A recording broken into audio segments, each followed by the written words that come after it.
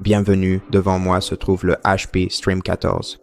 Et dans cette vidéo, je vais vous montrer comment récupérer votre curseur à l'écran au cas où votre pavé tactile cesserait de fonctionner.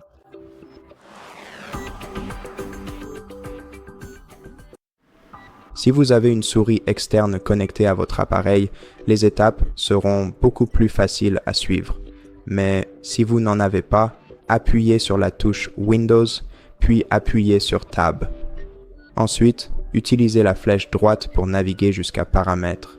Appuyez sur Entrée pour les ouvrir et appuyez à nouveau sur Tab.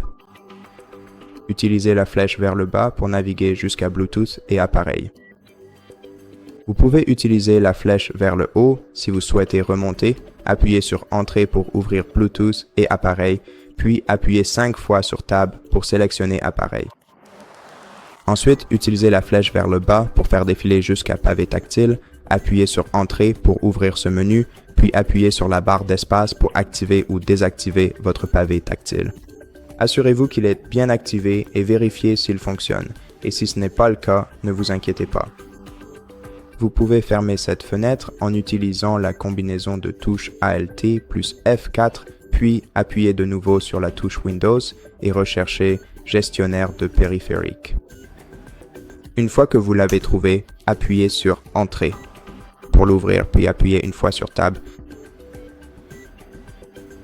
Et à l'aide de la flèche vers le bas, naviguez jusqu'à Périphérique d'interface utilisateur.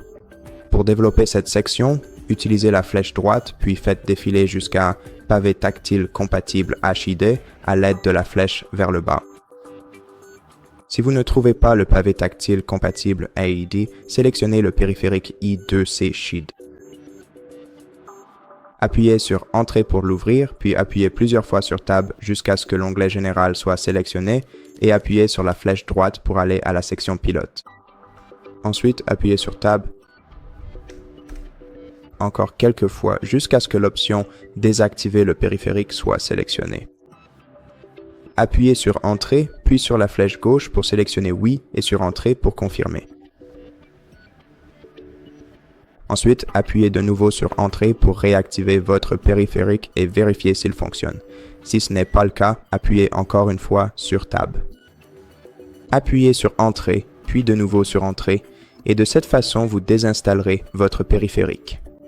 Maintenant, votre pavé tactile ne devrait plus fonctionner et ne devrait plus répondre du tout. Mais ce que nous devons faire maintenant, c'est ceci. Appuyez plusieurs fois sur la touche Alt. Ensuite, utilisez la flèche vers le bas pour sélectionner l'option Redémarrer et appuyez sur Entrée pour confirmer, puis attendez que l'appareil redémarre.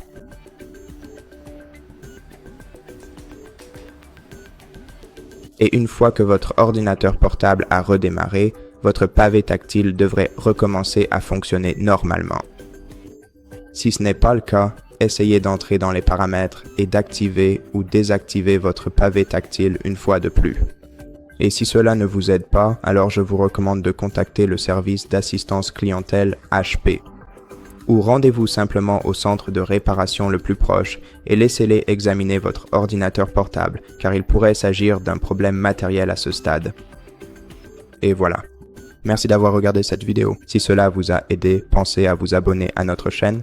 Laissez-nous un like et un commentaire ci-dessous et je vous retrouve dans la prochaine vidéo.